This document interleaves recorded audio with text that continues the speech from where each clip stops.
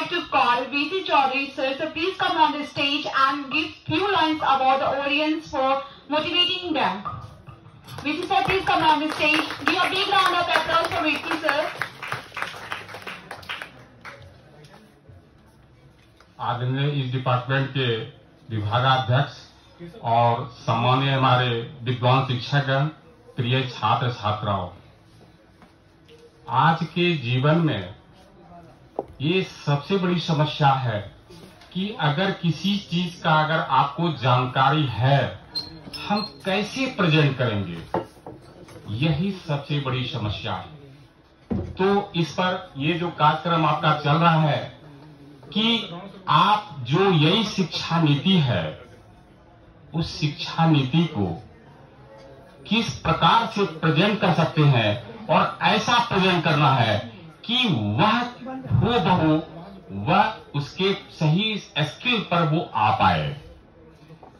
और यही शिक्षा का आज का एजुकेशन का मतलब है। एजुकेशन का मतलब ये नहीं है कि हम कितना विद्वान हैं। एजुकेशन का मतलब ये नहीं है कि हमें कितनी जानकारी है। एजुकेशन का मतलब होता है कि आपके अंदर में जो बाहरी शक्ति है, उस शक्ति को अच्छी स्वरूप में परिवर्तन करके एक नया क्रिएट कर देना ही शिक्षा का यही स्वरूप है।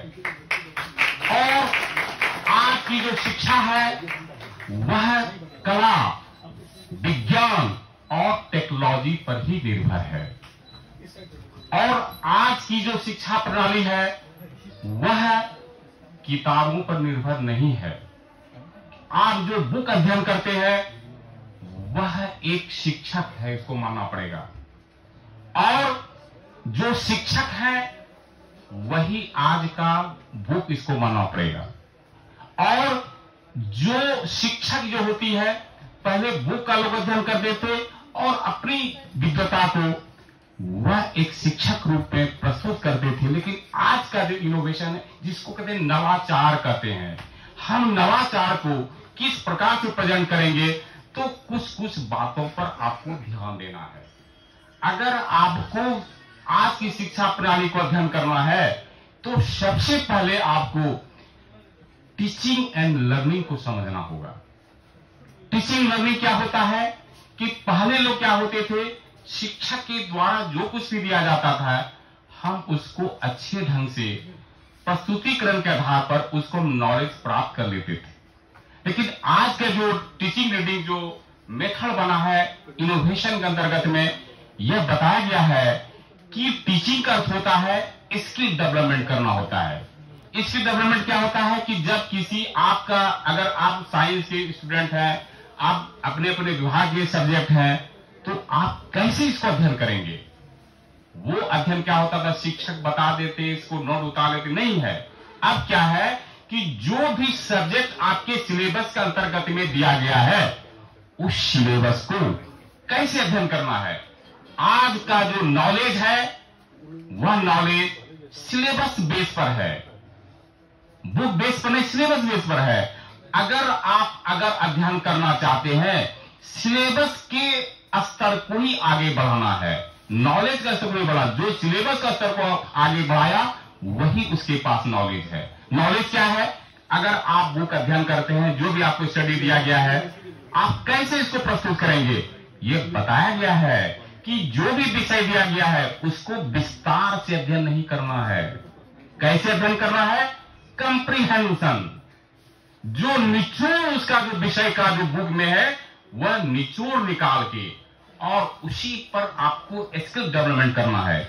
जैसे स्किल डेवलपमेंट क्या करना है, उदाहरण है, जैसे आप मैथमेटिक्स है तो मैथमेटिक्स स्किल डेवलपमेंट करने के लिए उसमें दिया है, रीजनिंग दिया जाता है कि जो कंप्रीहेंशन का जो निचोड़ आया है उसी पर आपको रीजनिंग करना है, उसी पर आपको विचार करना है। और जिसने यह चीज को करता है, कैसे करना है, टेक्नोलॉजी के द्वारा करना है, एजुकेशन टेक्नोलॉजी के द्वारा अध्ययन करना है। एजुकेशन टेक्नोलॉजी एजुकेशन टेक्नोलॉजी क्या है कि आपके अंदर में जो नॉलेज है, नॉलेज का अर्थ यह नहीं होता है कि ज्ञान, नॉलेज का अर्थ होता है कि आपके अंदर में डिफिनेशन उस विषय का होना अत्यावश्यक है। अगर मान मैंगो है तो मैंगो का का स्वरूप को आपको डिफाइन करना है। अगर आप मानते हैं बीटेक पढ़ते हैं, बीटेक का आपको डिफाइन करना है। It is called a knowledge. ये देखिए अध्ययन, ये यहां ये नहीं बताया गया कैसे अध्ययन करना है। इस वक्त थोड़ा सा हम चर्चा करना चाहेंगे और कभी होगा और भी साथ चर्चा करना चाहेंगे। एक लिए आप स्टार्टिंग एज पर है, कैसे अध्ययन करना है, यही इसका मेन इसका प्रेजेंटेशन आपके पास रखा गया है।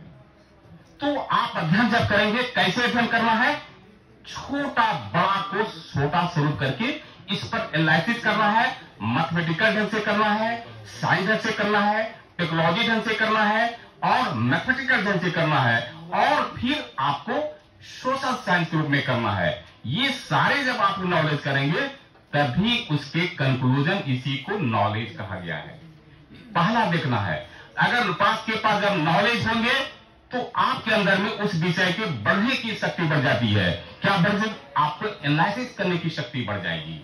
जब नॉलेज आपके पास नहीं होगा, कोई भी दुनिया का उसको एनालिसिस नहीं कर सकता है। आप तो अध्ययन नहीं करते हैं, इसलिए किसी चीज को उसको सही परफेक्ट नॉलेज होता है, जिसको कहते हैं परफेक्ट नॉलेज, किसी डिफिनेशन, आपको उस विषय का डिफिनेशन जानना आवश्यक। It is called a knowledge कहा गया है। दूसरा, अगर आपके नॉलेज जब आ जाएंगे तो कंप्रीहेंशन, उस चीज को सॉल्व करने का, जब सॉल्व हो जाएंगे तब इसी चीज का एनालिसिस आप कर पाएंगे। जब एनालिसिस करेंगे तब क्या होता है, हर इसके बाद आप कंक्लूजन निकाल पाएंगे।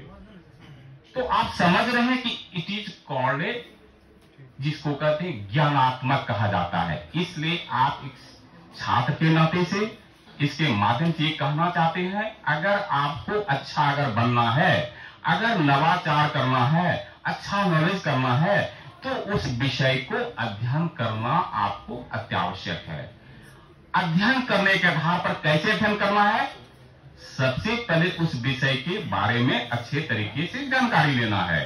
जैसे आपको जानकारी, उसके बाद अब उसका डिफिनेशन के साथ साथ उसको एनालिसिस करना है, तभी आप इस विषय को समझ पाएंगे। लेकिन बुक का अध्ययन करके आप उसको अगर आप कंप्रीहेंशन नहीं कर पाते हैं उस विषय को, और क्या भाषा की इसको नॉलेज हो जाए, आप तभी डिफिनेशन कर पाएंगे जब उस विषय के लैंग्वेज को आपका होना अत्यावश्यक है।